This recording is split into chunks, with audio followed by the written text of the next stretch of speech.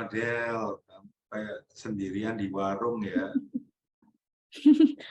Itu susahnya kalau online, kadang sebenarnya banyak, tapi kerasanya kayak sendiri. Iya, benar. Selamat datang semuanya teman-teman yang setia mengikuti Ignaciopedia ini dari Sabang sampai Merauke. Adele dari Belanda, saya dari Klaten. Ada banyak teman yang berjualan di sini. Kami tidak tahu teman-teman ada di mana.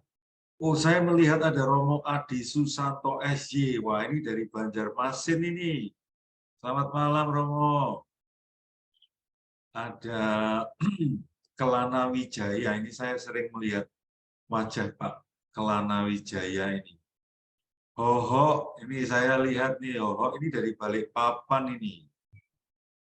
Freddy Sakti ini dari Switzerland ini kayaknya ini ya. Artis ini mau yang ini, kalau Ya, Kak Fred. betul. Artis pernah di Barcelona dia. Pemain bola Artis. bukan? Ya, dia pemain di lapangan bola dia. Dengan teman akrabnya itu Mas Gregorius Windin itu mereka berteman di lapangan bola itu. Ada Ibu Ima ini dari Girisonta ini, wah ini penggemar berat Ignaciopedia ini. Siapa lagi nih yang kamu kenal siapa deh? Del. Kalau aku sih selalu kenal Alberta Cindy, mau nggak pernah Oh, nggak kenal. Albert Cindy ya kelihatan ya, udah ya. Kelihatan Wah, ini udah saya, masuk namanya. saya kenal juga nih ada peserta Albertus Magnus Suryo Wibowo. Wah, ini saya kenal baik nih orang-orang Magelang ini. Cindy ini penggemar berat kita ini ya, Del ya. Kayaknya kita pernah kenal Iya. sama Cindy. Baik, langsung aja kita mulai ya, Mo. Oke, Udah jam mari kita 10 nih. mulai. Pas. Mari. Kita waktunya sudah. Baik, selamat malam sekali lagi semuanya, Romo, Bapak, Ibu, teman-teman. Selamat datang kembali buat teman-teman yang sudah mungkin ikut dari 2 pertemuan kemarin. Selamat datang juga buat yang mungkin baru sempat hadir malam hari ini. Kita malam ini akan membahas tentang sesi ketiga Ignaciopedia. Jadi, sekedar mengingatkan lagi, Ignaciopedia ini terdiri dari 10 rangkaian webinar, sekarang sudah nomor 3 dari 10 ya, dan diadakan setiap hari Rabu, Minggu kedua dan keempat. Dari bulan Oktober kemarin, ini sudah bulan kedua, November sampai bulan Februari tahun depan. Nah, seperti minggu-minggu yang lalu, malam hari ini kita akan menggali lebih dalam lagi bersama ini Romo Nano, Romo narasumber yang sangat keren ya, tentang nilai-nilai spiritualitas Ignatian. Dan seperti biasa tetap suasananya kita serius tapi santai. Kalau punya pertanyaan boleh nanti langsung dimasukin ke link Google Form. Malam hari ini kembali saya akan menjadi moderator buat Romo, Bapak Ibu dan teman-teman sekalian. Nama saya Adeline, biasa dipanggil Adel. Saya seperti yang tadi sudah diceritakan, saya lulus dari Kolese Gonzaga tahun 2020. Sekarang saya sedang melaksanakan studi saya berkuliah di Belanda. Jadi sekarang di sini masih jam 1 siang nih. Dan di pertemuan ingat-ingat sedikit, pertemuan pertama dan kedua kemarin itu kita sudah membahas 2 konsep, yaitu latihan rohani dan kura personalis. Ini menarik banget buat saya pribadi sebagai lulusan sekolah kolese ya, karena latihan rohani itu buat saya jadi dasar mengelola kedewasaan emosional, sementara kura personalis itu adalah mungkin lebih ke tindak lanjut setelahnya, setelah bisa menyadari adanya Tuhan atau panggilan Tuhan dalam hidup saya. Nah, bagi Romo, Bapak Ibu dan teman-teman yang tertarik, ini dari minggu-minggu lalu udah banyak banget yang nanya, gimana sih caranya mengakses kembali video-video ini? Nah, rekaman-rekaman webinar ini akan kita update secara berkala di akun YouTube milik AAJI atau Asosiasi Alumni Jesuit Indonesia. Sampai sekarang mungkin kita baru punya rekaman dari sesi pertama, tapi nanti secara berkala akan kita update. Jadi kalau menurut saya, bagus juga langsung saja subscribe supaya bisa lihat notifikasinya kalau sudah di-update. Jadi dalam rekaman tersebut, Bapak Ibu teman-teman bisa langsung lihat materi yang dibawakan Romo Nano sekaligus sesi tanya jawab setelahnya. Jadi lebih lengkap, bisa nonton ulang, bisa nontonnya sambil ngopi. Dan baiklah, tanpa berlama-lama lagi, kita akan buka webinar malam hari ini dengan doa pembukaan. Marilah kita semua mempersiapkan hati dan pikiran kita untuk berdoa. Dalam nama Bapa dan Putra dan Roh Kudus, amin. Allah yang selalu mencinta, kami mengenang pertobatan Santo Ignatius Loyola, mengingat peristiwa pertempuran Pamplona, kemampuannya menjalin hubungan dengan rekan-rekannya, mengingat luka-lukanya, mimpi-mimpinya yang hancur, kesehatannya yang rapuh, kegagalannya yang nyata, doa-doa dan imajinasinya, perjuangan dan pergulatan batinnya, keinginannya melayani sesama, membantu jiwa-jiwa menemukan penghiburan dari putramu yang telah bangkit. Kami mohon ya Tuhan, agar Engkau memperbarui semangat Santo Ignatius dalam diri kami sekarang juga. Amin. Dalam nama Bapa dan Putra dan Roh Kudus. Amin. Baiklah, Romo, Bapak, Ibu, dan teman-teman, pasti kita sudah tidak asing lagi ya dengan narasumber kita. Mungkin kalau masih asing, ini saya yang kaget. Tapi kembali lagi saya perkenalkan Romo Agustinus Setio Darmono SY, lebih akrab lagi dipanggil Romo Nano. Romo Nano ini adalah Romo Koordinator Formasi Awam Sahabat Ignatius. Dan beliaulah yang akan jadi narasumber untuk seluruh kegiatan rangkaian Ignatiopedia ini. Malam hari ini, apa sih topiknya? Kita akan belajar lebih lanjut lagi tentang konsep asas dasar. Nah, kalau kita belajar tentang konsep asas dasar itu tidak lepas juga dengan belajar tentang lepas bebas dan magis. Mungkin kalau teman-teman yang pernah sekolah di sekolah kolese, sering banget dengar kata magis. Kalau di Gonzaga itu kita sampai punya kegiatan acara pelajaran tambahan setelah sekolah itu namanya Gonzaga Magis. Jadi itu belajarnya maksimal sampai udah jam pulang tetap belajar gitu. Nah, lebih lanjutnya akan dibawakan oleh Romo Nano sendiri. Sekali lagi mengingatkan Romo, Bapak, Ibu, dan teman-teman, selama webinar berlangsung itu bisa menyampaikan pertanyaan dengan mengisi link Google Form yang akan dikirim melalui room chat Zoom ini, juga melalui grup WhatsApp. Nah, pertanyaan-pertanyaan itu nanti kita akan lihat kalau ada yang mirip-mirip mungkin akan kita gabung, jadi supaya tidak perlu ditanyakan ulang.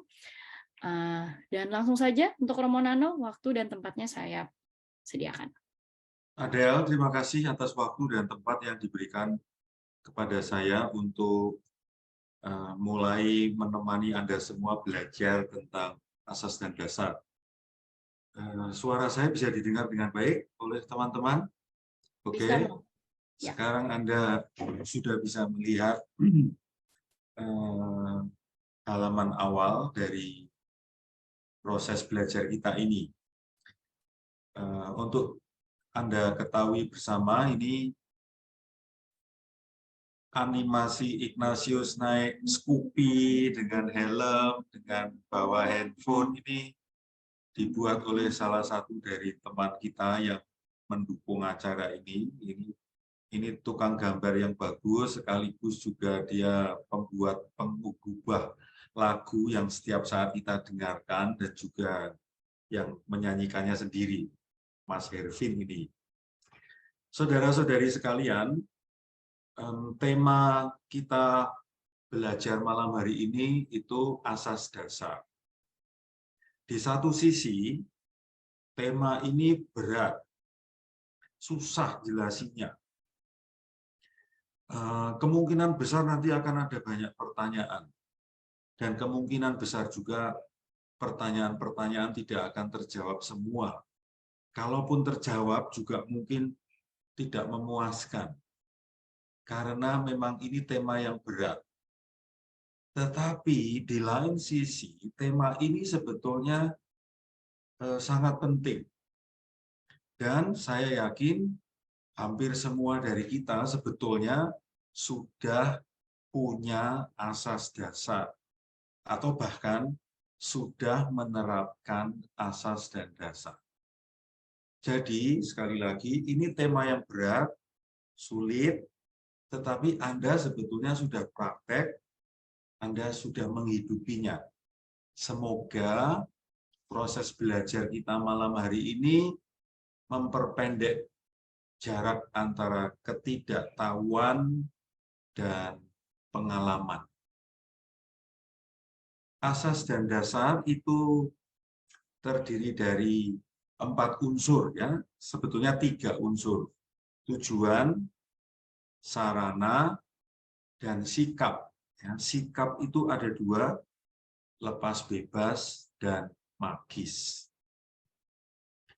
Nah, sebetulnya saya memilih gambar aplikasi penunjuk arah ini, gambar ini mau mengatakan, sebetulnya kita sudah menerapkan prinsip-prinsip yang sudah ada di dalam asas dan dasar. Bagaimana itu? Setiap kali menggunakan aplikasi penunjuk arah, entah itu Google Map, atau Waze, atau aplikasi yang lain, itu hal pertama yang harus kita lakukan adalah menentukan destinasi, ya kan? Menentukan tujuan akhir, kita mau kemana. Lalu mengisi startnya dari mana. Ya, lihat, ini sudah ada tujuan, ini ada starting point. Ini komponen dasar asas dan dasar. Lalu, di situ ada pilihan sarana. Naik sepeda, jalan kaki, mobil, kereta. Ini sarana. Nah, kita harus memilih satu kan, entah kereta api, entah mobil, entah jalan kaki. Kita harus milih satu. Dan kita tidak boleh lekat, pokoknya aku harus naik kereta. Aku tidak bisa naik yang lain. Pokoknya harus kereta api. Ini sikap tidak lepas bebas. Karena lekat pada satu sarana. Ya kan? Nah ini, lepas bebas itu di situ. Mestinya lepas bebas. Naik kereta api bisa, naik mobil bisa, jalan kaki kalau memang diperlukan bisa. Ini bisa, ini bisa. Ini lepas bebas. Magis itu apa? Magis itu adalah sikap ketika kita dihadapkan pada dua pilihan. Kereta api atau mobil. Sama-sama punya aspek plus dan minusnya.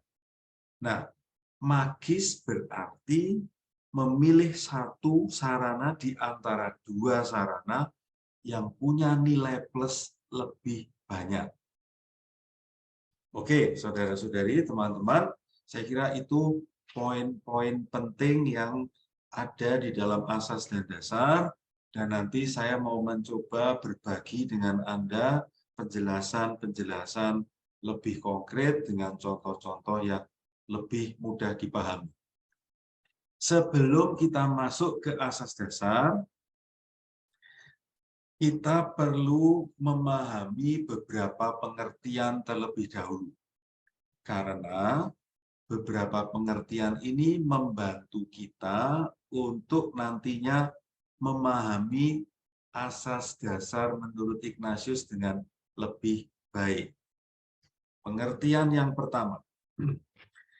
Kalau kita berbicara tentang asas dan dasar menurut Ignatius Loyola, ini mengandaikan kita butuh iman.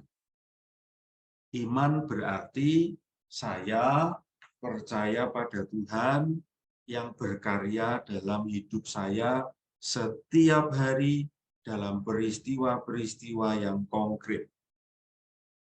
Iman pada Tuhan itu menjadi syarat utama untuk memahami asas dasar menurut Ignatius. Kalau tidak menggunakan iman, maka kita akan kesulitan memahami asas dasar Ignatius. Kalau tanpa iman bisa enggak? Ya bisa sih. Asas dasar sebagai sebuah kerangka berpikir tetap bisa digunakan. Syarat yang kedua. Syarat yang kedua ini adalah sebuah pemahaman, sebuah kesadaran bahwa aku ini ciptaan dan ada yang menciptakanku, yaitu Tuhan sendiri. Dan ada proses penciptaan. Dan penciptaan itu tidak hanya terjadi sekali. Penciptaan itu terjadi berulang-ulang kali. Kata-kata dalam bahasa Inggris itu lebih menarik. Penciptaan itu creation. Penciptaan berulang-ulang bernama recreation. Ya, jadi antara creation nggak hanya terjadi sekali, tetapi berulang-ulang kali. Recreation, penciptaan ulang, penciptaan ulang, penciptaan ulang, terus menerus sampai akhirnya nanti hari H proses recreation selesai, kita mati, lalu asas dasar selesai. Syarat yang kedua, creation dan creator, ya, ini relasi yang penting untuk memahami asas dasar. Yang ketiga, syarat yang ketiga adalah kita itu masing-masing, entah laki-laki, entah perempuan, itu mempunyai siklus hidup. Dari mulai janin, bayi, anak, balita, anak, remaja, dewasa, dan seterusnya, sampai akhirnya kita mati. Ada siklus kehidupan.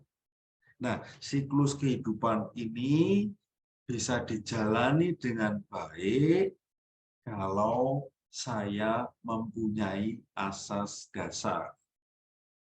Menjadi lebih penting karena kita tidak pernah tahu kapan siklus kita berhenti. Ada yang sampai di tahap bayi saja meninggal. Ada yang di tahap remaja selesai. Ada yang di tahap nenek-nenek meninggal. Ya. Nah, kapan hari kita selesai dalam perjalanan hidup ini, itu menjadi momen yang mengingatkan betapa pentingnya asas dasar. Ini sama dengan yang ketiga tadi, syaratnya adalah karena hidup itu sebuah perjalanan, ya, bukan sebuah perlombaan. Aku harus lebih baik dari dia, aku harus lebih dari itu, aku harus lebih dari ini. Life is a journey. Hidup adalah sebuah perjalanan. Maka, karena hidup kita itu adalah sebuah perjalanan, seperti yang dipakai oleh gereja Katolik kita yang tercinta untuk merumuskan dirinya, gereja Katolik adalah umat Allah yang berziarah. Jadi kita terus bergerak, kita terus berziarah, kita terus move on. Kita tidak boleh mager, malas bergerak. Karena hidup adalah sebuah perjalanan, peziarahan, pencarian. Karena hidup adalah sebuah perjalanan, peziarahan, pencarian, maka perlu ada tujuan. Perlu memilih sarana untuk sampai ke tujuan. Perlu semangat-semangat hidup supaya tujuan kita tercapai. Perlu sikap-sikap yang penting supaya kita sampai ke destinasi yang kita tentukan. Dengan kata lain, karena hidup adalah sebuah perjalanan, maka saya harus punya asas dasar. Ya, ini yang ada di dalam kotak ini adalah unsur-unsur pembentuk asas dan dasar. Syarat yang keempat atau pengertian keempat yang bisa membantu kita untuk memahami asas dan dasar dan menggunakannya. Saya pribadi, ini sharing kehidupan saya sendiri, kalau saya ditanya, hidup itu seperti apa untukmu? Saya akan menjawab, salah satu metafora yang saya pakai untuk menjelaskan hidup saya adalah, hidup itu seperti naik sepeda tandem dengan Tuhan. Mengapa begitu? Karena di satu sisi, kadang saya itu bisa merencanakan, saya ingin ke sana, saya ingin itu, saya ingin tinggal di sini, saya ingin melakukan itu. Ada kalanya yang saya inginkan, yang saya rencanakan terjadi. Tetapi tidak selalu begitu. Ada masanya, ada pihak lain yang menentukan jalan yang harus saya jalani. Ada pihak lain yang membelokkan arah saya, yang mempercepat perjalanan saya, atau kadang-kadang memperlambat perjalanan saya. Dan itu saya yakini, itu Tuhan. Ketika saya memahami hidup itu seperti naik sepeda tandem seperti ini, teman-teman, maka saya menjadi semakin sadar betapa pentingnya saya harus merumuskan asas dasar hidup saya. Saya mau kemana, saya mau lewat mana, saya mesti bawa apa, saya mesti bersikap apa saja. Dengan berpikir seperti itu, dengan menggunakan asas dasar untuk menjalani hidup ini, saya merasa hidup saya lebih berbuah banyak. Dan yang terakhir, yang kelima, ada kalanya ya kita itu kan punya banyak hal yang bisa kita miliki, ada banyak hal yang bisa kita nikmati, ada banyak hal yang kita favoritkan, ada banyak hal yang kita prioritaskan, ya kan? Kadang-kadang ada 1, 2, 3 hal yang kita pegang erat-erat ini. Ini tidak boleh lepas, gitu. Ini tidak boleh lepas, gitu. Tetapi ternyata ketika saya mati-matian mempertahankan hal ini, saya mengalami seperti yang di tengah ini ya, saya mengalami kesakitan, saya mengalami terluka. Karena terluka, maka saya perlu melepaskan itu. Letting go. Teman-temanku, saya senang banget menemukan gambar ini karena 3 gambar ini sungguh-sungguh membantu saya untuk memilih akhirnya mana yang harus saya pegang, mana yang harus saya lepaskan, dan mana lagi yang harus saya pegang dengan erat karena ini prinsip yang tidak bisa ditawar. Dengan 3 gambar ini sebetulnya juga menjelaskan apa itu asas dan dasar. Baiklah, beberapa pengertian tadi ada di benak kita untuk memahami asas dan dasar. Asas dasar itu dirumuskan oleh Ignatius Loyola dan dituliskan oleh dia di buku Latihan Rohani nomor 23. Ya, ini teks lengkap asas dan dasar. Kalau teman-teman tertarik, silahkan membuat screenshot ya, slide ini dan coba nanti sesudah sesi webinar ini, cobalah teman-teman untuk membaca teks ini ya, karena ini sungguh-sungguh mendalam, ini sungguh-sungguh jadi pegangan kita. Ini tidak mudah, tetapi saya yakin teman-teman sebagian sudah mempraktekannya. Dan semoga dengan mendalami teks asas dasar ini, banyak hal menjadi lebih jelas lagi. Teman-temanku, saya ingin mengajak Anda untuk melihat kalimat per kalimat teks asas dasar yang ditulis oleh Ignatius Loyola. Kalimat pertama, saya merubah ya subjeknya. Tadi di dalam teks, subjeknya itu manusia. Di teks selanjutnya, saya merubah subjek menjadi aku. Karena saya membayangkan yang membuat ini Ignatius, maka dia sendiri sebagai subjeknya.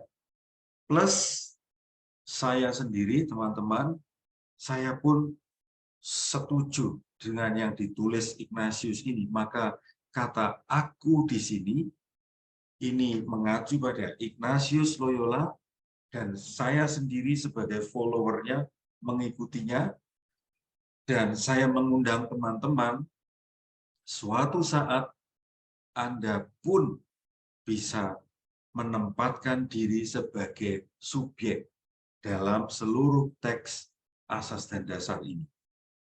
Oke, Ignatius Loyola akhirnya setelah berpuluh-puluh tahun berziarah, dia merumuskan visi hidupnya.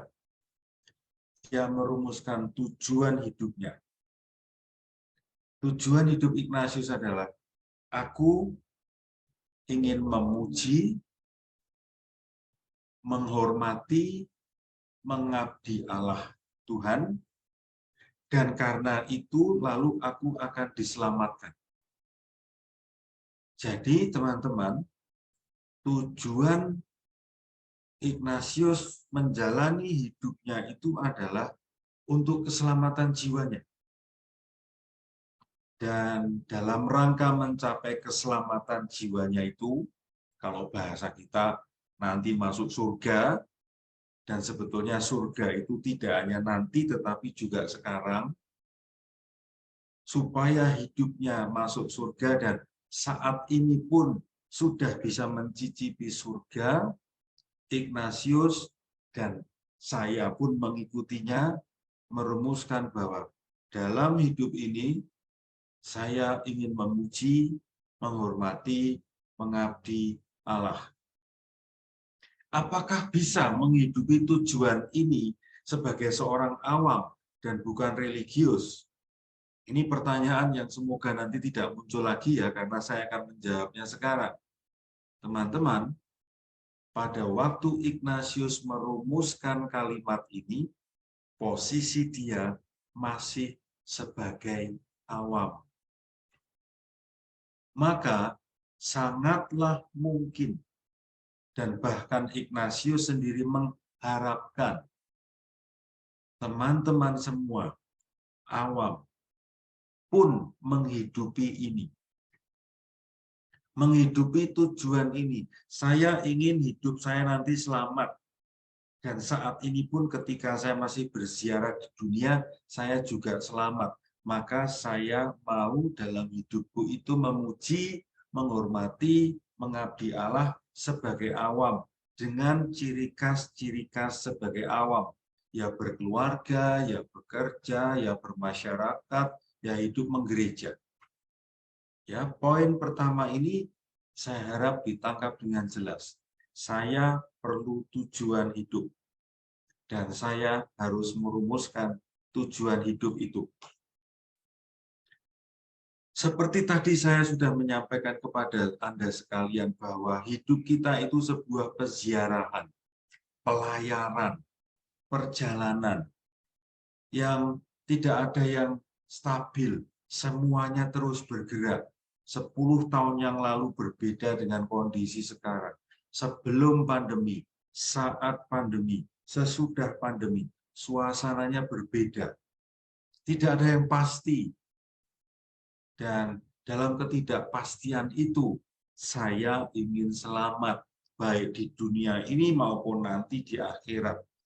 Maka dalam perjalanan yang labil dan kadang-kadang keras, saya berjuang ingin selamat. Dan supaya selamat itu, saya perlu memuji, menghormati, dan melayani Tuhan. Karena itu yang bisa jadi jaminan keselamatan.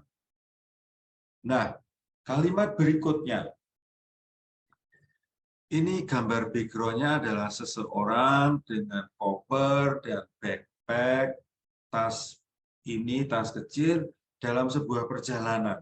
Dalam perjalanan yang diwakili oleh peta ini ya. Dan dalam perjalanan ini banyak sarana, ciptaan lain, barang, manusia, tempat, rumah, uang, mobil, sertifikat, semua yang ada di dekatku adalah ciptaan, adalah sarana. Dan Tuhan sungguh maha baik. Setelah menciptakanku, dia menciptakan banyak hal untuk menolongku mengejar tujuan aku diciptakan tadi, yaitu keselamatan. Ya kan? Semoga teman-teman sudah mulai nangkep nih kerangkanya. Ada tujuan, ada banyak hal sebagai sarana. Dan ada sarana yang perlu dipilih, supaya mendukung ketujuan, ada sarana yang harus dilepaskan karena tidak mendukung saya ke tujuan. Lanjut. Nah, di sini kita perlu berpikir tentang prioritas. Karena kalau tidak hati-hati, kalau kita tidak punya prioritas, bisa-bisa kita itu tidak sadar dalam hidup itu mati-matian mengejar sesuatu yang sebetulnya hanya sebuah sarana. Ini seringkali menjebak kekayaan, teman-teman. Kekayaan itu sarana. Dan kita mudah terjebak mengejar kekayaan. Emang tidak penting kekayaan? Ya penting. Emang tidak penting uang? Ya penting, apalagi ini mau menjelang resesi, kita berpikir tentang uang, kita berpikir tentang deposito, tentang tabungan. Memikirkan uang itu penting. Tetapi kita juga harus menyadari bahwa uang adalah sarana. Jangan sampai waktu kita, tenaga kita, seluruh daya jiwa kita habis hanya mengejar kekayaan. Ini sebagai sebuah contoh ya. Jangan sampai kita salah prioritas, jangan sampai kita salah menentukan tujuan, sehingga kita malah habis segala-galanya mengejar sesuatu yang sebetulnya bukan prioritas. Nah, ini mulai istilah yang tadi sudah saya sebutkan ya, lepas bebas. Ini pengertian lepas bebas yang benar. Seringkali ada pengertian yang tidak tepat. Aku sudah lepas bebas, itu semua sudah aku lepaskan, dan saya tidak akan menyentuh lagi. Bukan itu. Lepas bebas itu pengertiannya seperti yang ada di kalimat ini. Saya harus mempergunakan sejauh barang itu menolongku mencapai tujuan. Tetapi kalau benda itu tidak menolong saya mencapai tujuan, ya tinggalkan, ya lepaskan. Beda ya. Tadi pengertian yang salah tentang lepas bebas itu, pokoknya saya tidak akan menyentuh lagi. Saya tidak mau lagi berurusan dengan benda itu, orang itu, tempat itu, rumah itu. Saya sudah lepas bebas dengan semua itu. Bukan. Lepas bebas berarti gunakan kalau mendukung, lepaskan kalau tidak mendukung. Ya. Ada dua sisi itu, lepas bebas. Ignatius Loyola sudah memberi contoh hebat kepada kita. Ya. Sesudah dia sadar bahwa hidup itu bukan untuk mencari kemuliaan diri, tetapi memperjuangkan kemuliaan Tuhan, maka pedang sebagai sarana dia memenuhi keinginan menjadi orang yang hebat, dia lepaskan. Karena pedang itu akhirnya merintangi dia mencapai tujuan baru yang dia tetapkan, yaitu mengabdi Tuhan. Ini sikap lepas bebas. Karena itu, aku perlu mengambil sikap lepas bebas terhadap segala ciptaan, segala sarana. Dengan catatan di sebelah kanan atas ini.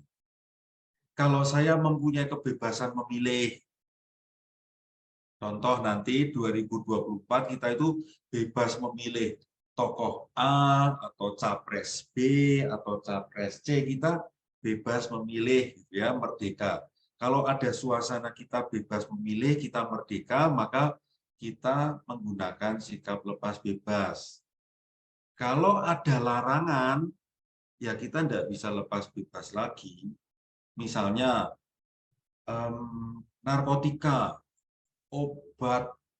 obat-obatan terlarang gitu ya, drug gitu ya, Ya, saya kan bebas, saya merdeka. Ini membantu saya mencapai tujuan hidup saya gitu. Saya perlu menggunakan obat ini karena obat ini membantu saya mencapai tujuan. Tidak bisa. Karena ada larangan dari negara, ada undang-undang yang melarang penggunaan narkotika, psikotropika, dan sebagainya. Ya, ada larangan itu. Maka sikap lepas bebas bisa diterapkan kalau saya bebas, merdeka, dan tidak ada larangan yang saya langgar. Saudara-saudari, ini nih mulai agak susah nih ya. Maka dari itu, dari pihakku, aku tidak memilih kesehatan lebih daripada sakit. Coba teman-teman baca, Anda rasa-rasakan. Aneh nggak?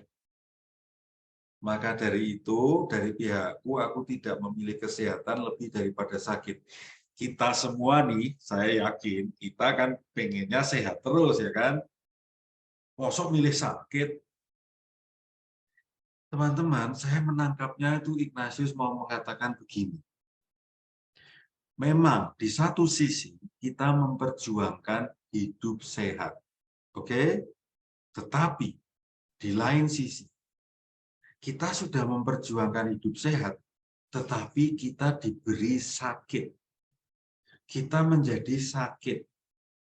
Nah, ini ketika saya diberi sakit, sikap lepas bebas itu mau mengajak kita untuk ya sudah menerima. Karena ya Tuhan yang memberi sakit itu. Masa Tuhan memberi sakit? Saya beri contoh yang juga menampar saya ya. Peristiwa Tuhan Yesus di Taman Getsemani. Teman-teman pasti ingat semua kan? Di tahap pertama, Tuhan Yesus berdoa, Bapa, kalau boleh piala ini berlalu dariku. Artinya, dalam tahap itu Tuhan Yesus masih ingin hidup lebih panjang, sehat. Di tahap berikutnya Tuhan Yesus sadar, Allah Bapa tidak ingin aku hidup lebih panjang.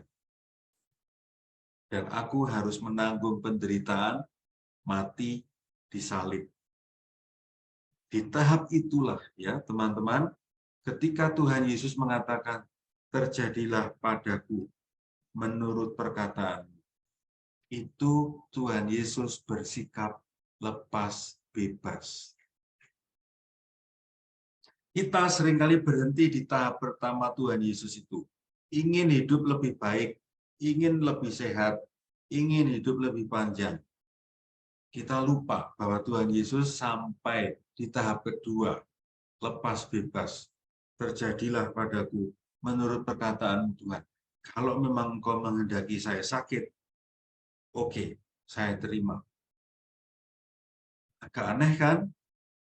Tetapi ternyata saudara-saudariku, dengan bersikap lepas bebas seperti itu, saya lebih rileks karena bisa menerima sakitku.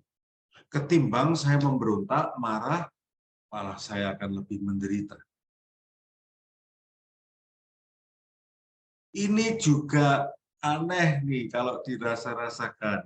Tidak memilih kekayaan lebih daripada kemiskinan.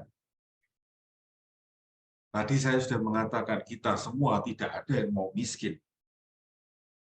Kita semua pengen kaya, berada, tercukupi.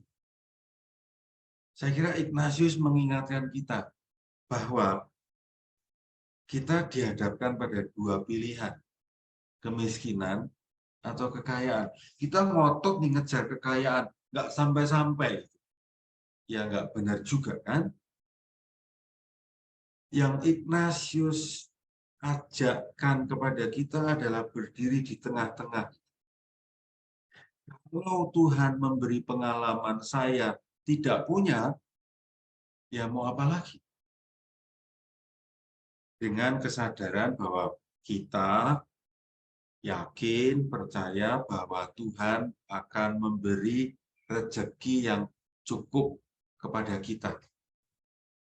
Yang diajakkan oleh Ignatius adalah berada di titik tengah, lepas bebas. Tidak memilih kehormatan lebih daripada penghinaan. Aneh kan? Siapa mau dihina? Siapa mau direndahkan? Tidak ada. Tapi sekali lagi ya, saudara-saudari, kalimat ini mengingatkan saya pada pengalaman Tuhan Yesus sendiri. Dia kurang baik apa? Dia kurang berbuat yang mulia apa juga. Tetapi yang dialami penolakan, penghinaan, bahkan kejahatan, kejaman. Artinya, bisa loh Tuhan itu memberi kita pengalaman dihina, direndahkan, menjadi korban kekerasan. Bisa loh. Lah Tuhan Yesus saja mengalami itu. Kalau kita mengimani Tuhan Yesus, kalau kita mengikuti jalan Tuhan Yesus, artinya kita kemungkinan besar juga mengalami kan? Maka kalimat Ignatius ini menjadi masuk akal. Kan? Kalau kita inginnya dihormati terus, tetapi kita mengalami direndahkan, dihina, kalimat Ignatius ini menjadi benar. Tuhan mengajak kita mengalami penghinaan. Sikap yang benar adalah, ya sudah, menerimanya. Mengikuti Tuhan Yesus yang juga dia mengalami penghinaan yang lebih mengerikan, perendahan yang lebih menyakitkan, kekejaman yang lebih brutal. Kita memang selalu menginginkan dihormati, tetapi kita mesti siap-siap kalau yang kita dapatkan justru sebaliknya, penghinaan. Dan spiritualitas Ignatian mengajarkan kepada kita, lewat momen dihina, direndahkan, diperlakukan dengan kejam, di situ kita bisa menemukan Allah yang juga mengalami hal yang sama.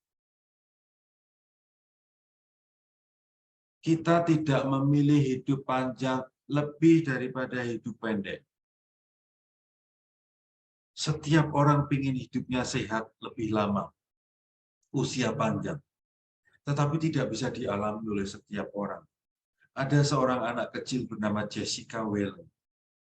Betapa cute-nya itu anak ini ya, ketika masih hidup, ketika masih bayi. Setiap orang tua pasti ingin anaknya itu panjang.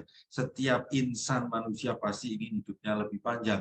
Tetapi Jessica Whelan ini diberi pengalaman kanker. Ini foto menjelang detik-detik kematiannya. Dan akhirnya dia meninggal karena kanker di usia yang sangat muda. Teman-temanku yang terkasih, menurut saya gambar ini mengingatkan kita semua bahwa sungguh kita tidak bisa memilih hidup panjang, hidup pendek, sehat atau sakit. Tentu kita mengharapkan hidup kita panjang, bisa melihat cucu dengan senang hati, menikmati kehadiran cucu, anak-anak semua baik, menyenangkan, tetapi tidak semua orang mengalami itu. Pada saatnya kita diberi umur pendek, kita diberi sakit, kita diberi pengalaman-pengalaman yang tidak mengenakan. Ignatius mengajak kita untuk sadar, berada di tengah, di antara dua kemungkinan yang saling bertolak belakang itu. Inilah sikap lepas bebas. Dan begitu seterusnya. Mengenai hal-hal lain, kita diundang untuk bersikap lepas bebas. Tahu prioritas. Gambar yang paling pas untuk menjelaskan hal ini adalah ketika kita berada di supermarket, Superindo, Carrefour, Giant, atau apapun. Siapa diri kita itu terlihat saat kita berada di supermarketnya. Apakah kita orang yang tahu prioritas atau kita lapar mata, beli, beli, beli, beli, beli, beli. Rencananya hanya membeli 5 hal. Akhirnya yang terbeli 25 hal, 25 barang. Kan mungkin 5 barang yang kita rencanakan malah tidak terbeli. Lepas bebas, prioritas, sungguh sangat penting dalam hidup kita. Kita bergeser, ya, kita bergeser ke istilah lain, sikap yang lain, yaitu magis. Yang aku inginkan dan yang aku pilih selain lepas bebas adalah hal-hal yang lebih membawaku ke tujuan aku diciptakan. Contoh konkret, saya haus, saya butuh minuman yang berenergi. Ada 2 kemungkinan atau mungkin 3 atau 5 kemungkinannya. Ada kopi, ada teh manis, ada energi, minuman berenergi. Ada beberapa pilihan. Bersikap magis artinya memilih salah satu dari beberapa pilihan yang mempunyai nilai tambah. Ini bersikap magis. Magis beda dengan magic, ya. Magic itu artinya sesuatu yang di luar logika. Harusnya tidak bisa, tapi bisa. Itu magic. Ini magis. Punya nilai lebih.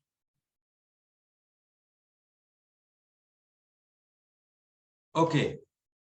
Saudara-saudariku yang terkasih, dengan demikian saya sudah menjelaskan teks asas dasar menurut Ignatius. Kembali, simbol-simbol pentingnya adalah destinasi, tujuan, ada sarana yang perlu dipilih. Saya perlu bersikap lepas bebas dan perlu mempunyai sikap magis supaya bisa memilih sesuatu yang sungguh lebih baik.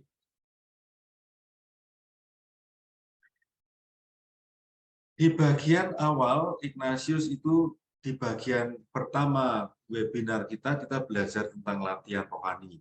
Nah, teman-teman, supaya kita bisa menghidupi asas dasar, supaya kita bisa menentukan tujuan, mempunyai sikap lepas bebas, maka kita perlu melakukan latihan rohani setiap hari. Apa itu latihan rohani?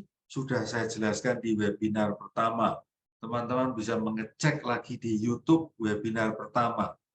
Dan di situ saya mengatakan penting melakukan latihan memilih, latihan menentukan prioritas, latihan melepaskan diri dari kelekatan, supaya pilihan-pilihan kita menjadi lebih baik. Nah, sekarang saya mau mencoba menjelaskan beberapa hal yang terkait dengan asas dan dasar, dan itu digunakan di beberapa konteks yang berbeda.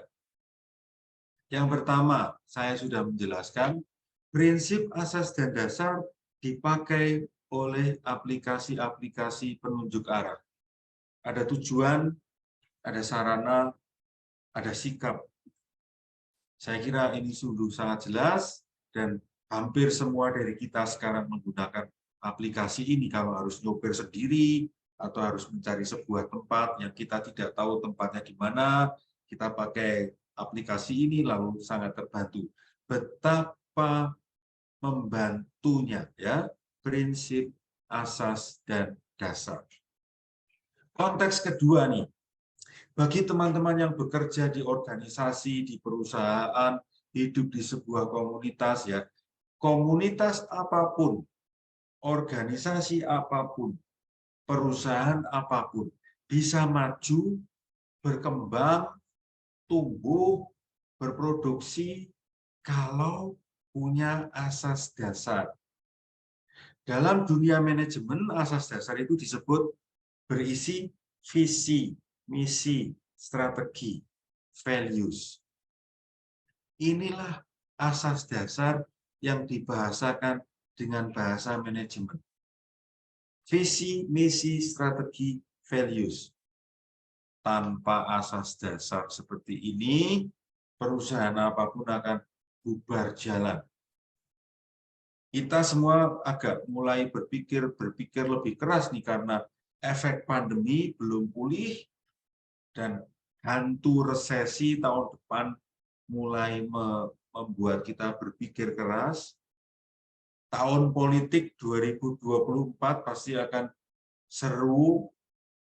Nah, kalau kita tidak punya visi, misi, strategi, dan values, badai-badai yang besar ini bisa memporak-porandakan kapal kita dalam pelayaran. Oke, yang ketiga, ada buku yang terkenal ya, ditulis oleh Stephen Covey, Seven Habits of Highly Effective People. Di habit yang kedua, yaitu begin with the end in mind. Ya, mulailah dari garis finish. Gambar ini akan membantu.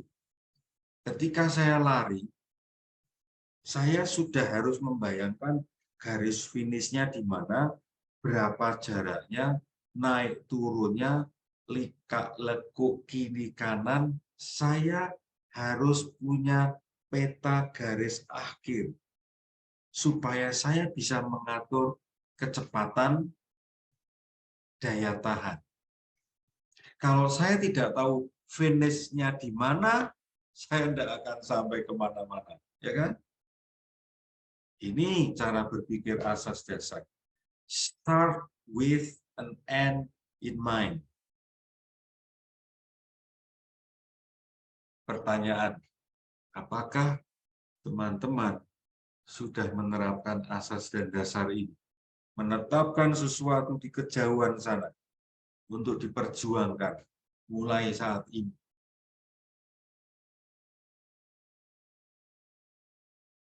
Kalau hidup tanpa asas dasar gimana? Satu, kita akan wasting time, wasting energy, wasting money, wasting everything. Kita sibuk kemana-mana, lari seperti orang di dalam lingkaran itu. Nggak akan sampai kemana-mana. Hanya berada di tempat, tapi menghabiskan biaya, menghabiskan waktu, menghabiskan tenaga. Nggak jelas arahnya.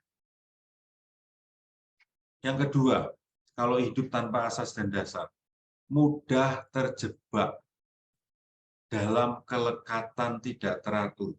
Nempel pada satu hal, nggak mau kemana-mana, pokoknya ini. Dan susah untuk melepaskan diri, karena tidak punya sesuatu yang mau diarah.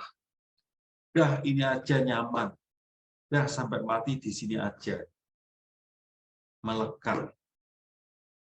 Kalau saya punya asas dan dasar, saya bisa mengatakan, kalau saya di sini terus, saya tidak bisa sampai ke sana. Maka saya harus melepaskan diri, mengarah ke sana.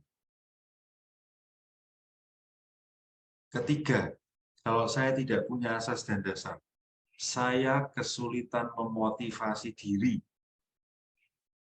Mau apa? Apa yang mau saya perjuangkan?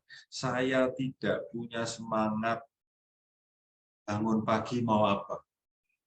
Biasanya teman-teman, mereka yang tidak punya asas dan dasar yang jelas itu males, gampang mager, moody, tergantung mood. Bukan tergantung destinasi akhir. Sedang moodnya males. Aduh, mendung, mager. Gitu. Kalau tidak punya asas dan dasar, susah melakukan self-motivation.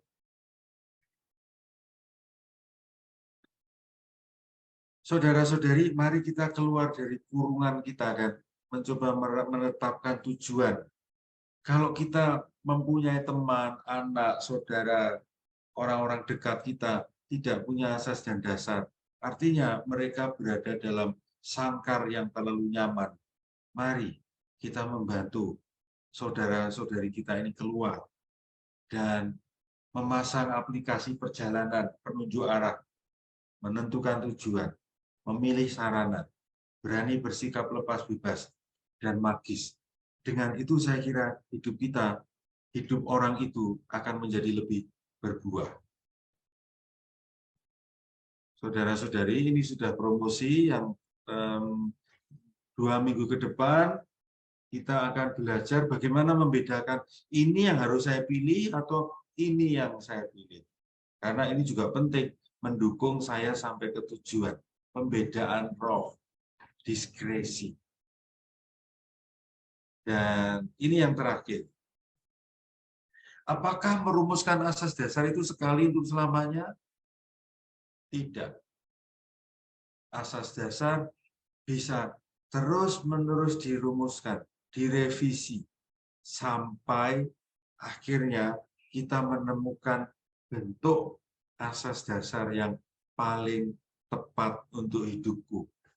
Maka saya mau menutup proses belajar ini dari pihak saya dengan mengatakan, saudara-saudariku, terus-meneruslah merumuskan, mendefinisikan asas dasar hidupmu, supaya hidup Anda, hidup kita menjadi lebih berbuah, dan nantinya selamat sampai tujuan.